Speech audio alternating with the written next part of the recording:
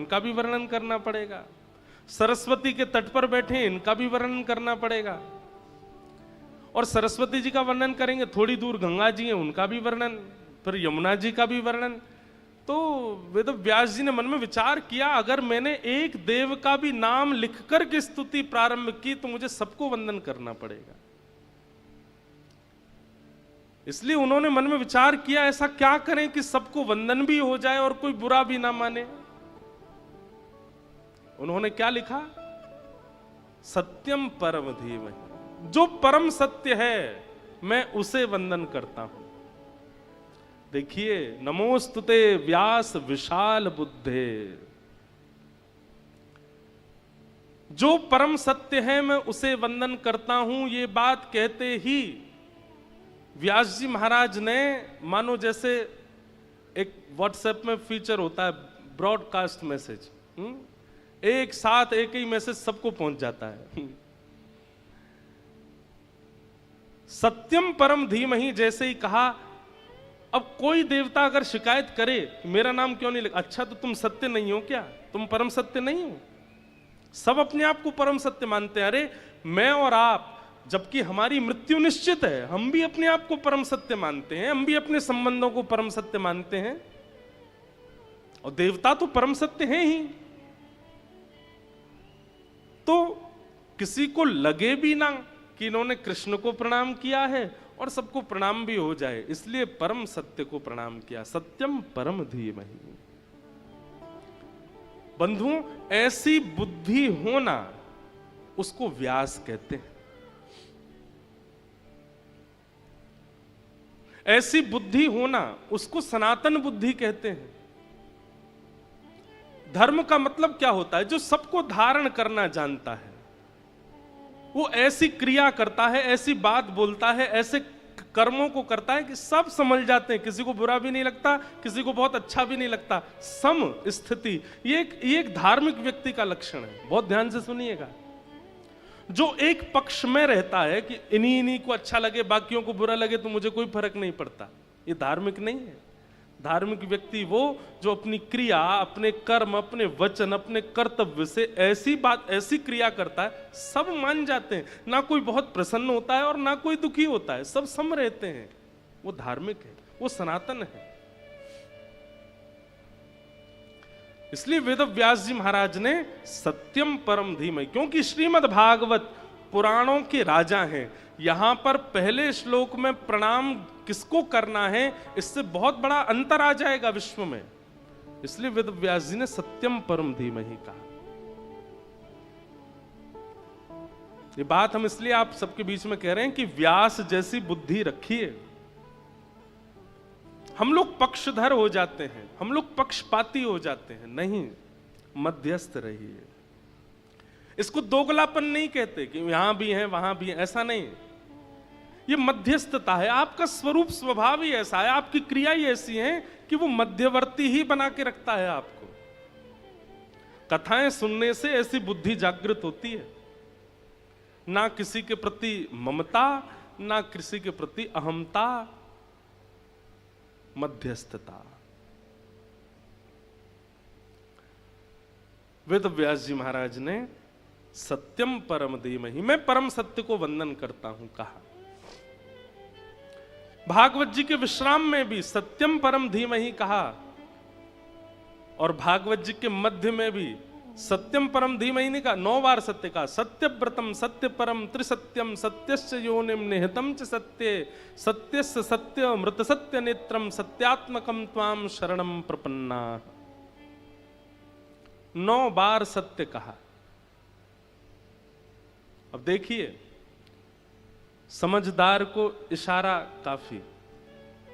बहुत ध्यान से सुनो।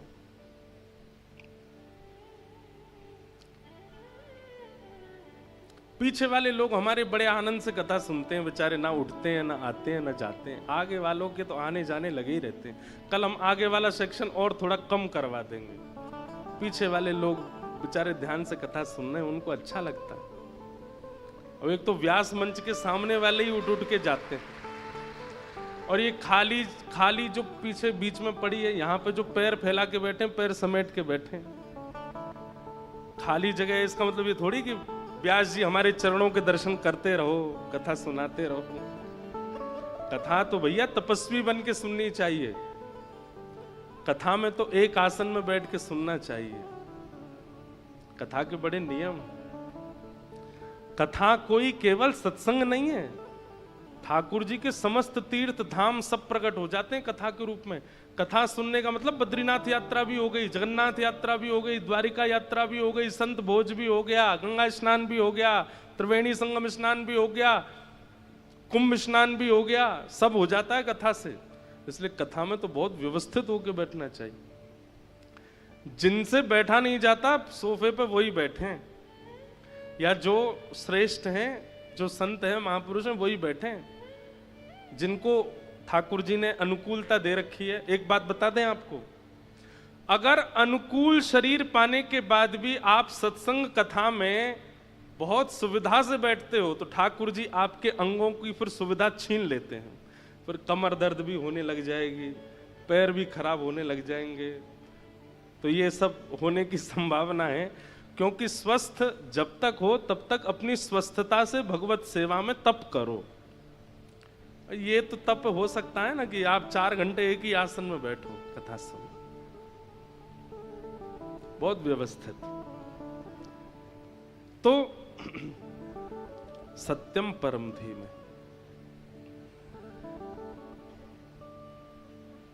दूसरे श्लोक में विषय, अधिकारी, संबंध और प्रयोजन, ये 4 बातें बताई गई। भागवत का विषय क्या है, बहुत ध्यानपूर्वक सुनिए। धर्म प्रोजित कई तवोत्र परमो निर्मत्सराणाम सता वैद्यं वास्तवमत्र वस्तु शिवदं तापत्रयोन्मूलनम् श्रीमद्भागवते महामुनिकृते किं वा परैरीश्वर सद्यो हृद्यवरुध्यते त्रिकृतिभिः शुश्रूषुभिस्तत्क्षणात्। बहुत ध्यान से सुनो, कथा का विषय क्या है, कथा सुनने के पीछे कारण क्या है, या सुनाने के पीछे कारण क्या है, या कराने के पीछे कारण क्या है।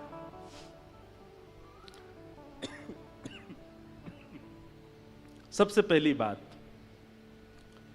भगवत संबंधी कोई भी कार्य वो अकारण होना चाहिए, उसमें कोई कारण नहीं।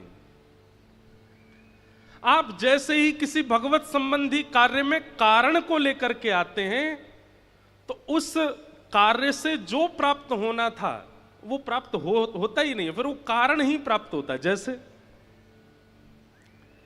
गंगा स्नान के पीछे एक बड़ा प्रचलित कारण है, क्या? हमने पाप बहुत कर रखे हैं, पाप धोने आए गंगा जी में, पाप धोने आए, एक कारण है।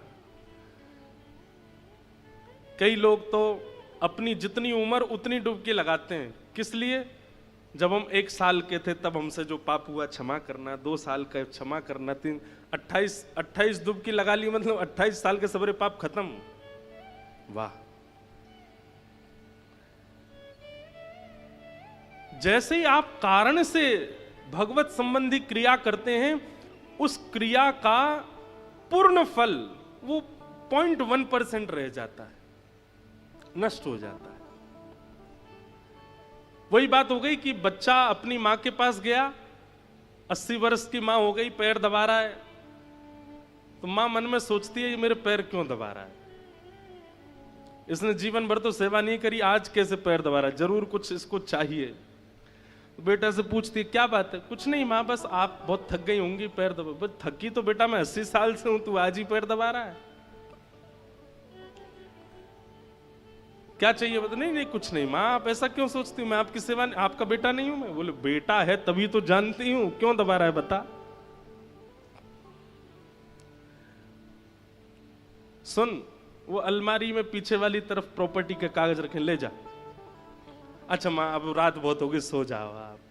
लेके कागज चला गया। जानता है कारण से आप प्रेम भी करते हो तो उस प्रेम में भी दुर्गंध आती है, कारण से हम धार्मिक अनुष्ठान करते हैं, कारण से हम कथा सुनते हैं, कारण से हम तीर्थ जाते हैं, कारण से हम धाम जाते हैं, कारण से गुरु दीक्षा लेते हैं, कारण से गुरु बनाते हैं।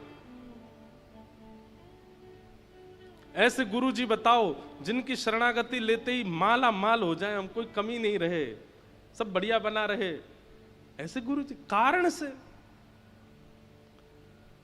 अकारण भगवत सेवा, भगवत कथा, तीर्थ यात्रा, धाम गमन, यज्ञ, अनुष्ठान, नाम जप, तिलक, स्वरूप, वैष्णव भेष, एकादशी, ये सब अकारण होनी चाहिए, इनके पीछे कोई कारण नहीं।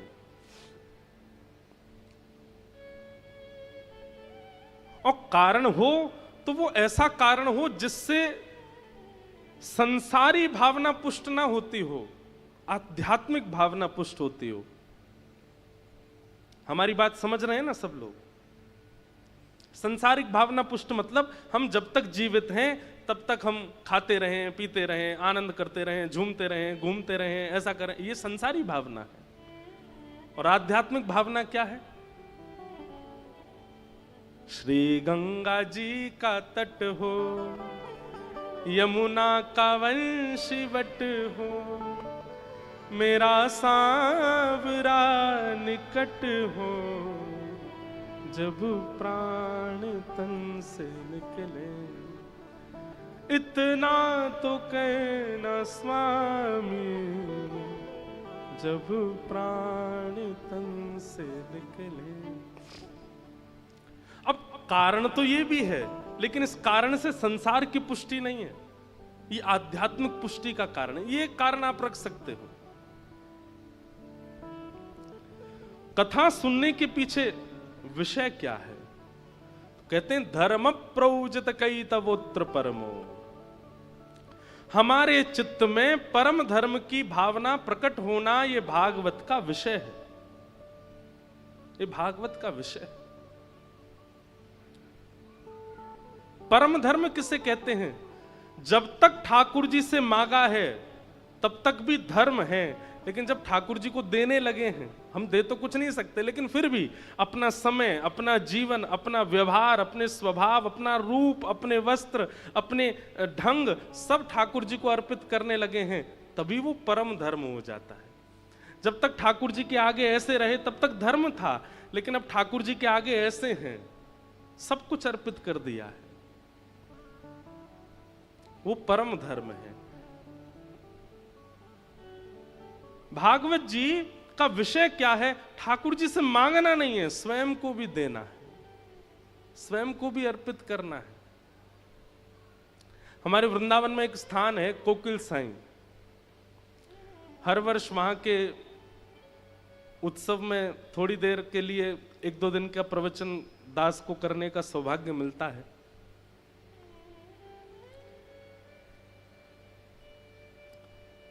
उनका चरित्र स्वामी श्री अखंडानंद जी महाराज ने लिखा। कोकिल साईं सिंधी में, सिंध प्रांत में संतों को साईं बोलते हैं, तो सिंध से ही आए थे इसलिए उनको साईं बोलते हैं।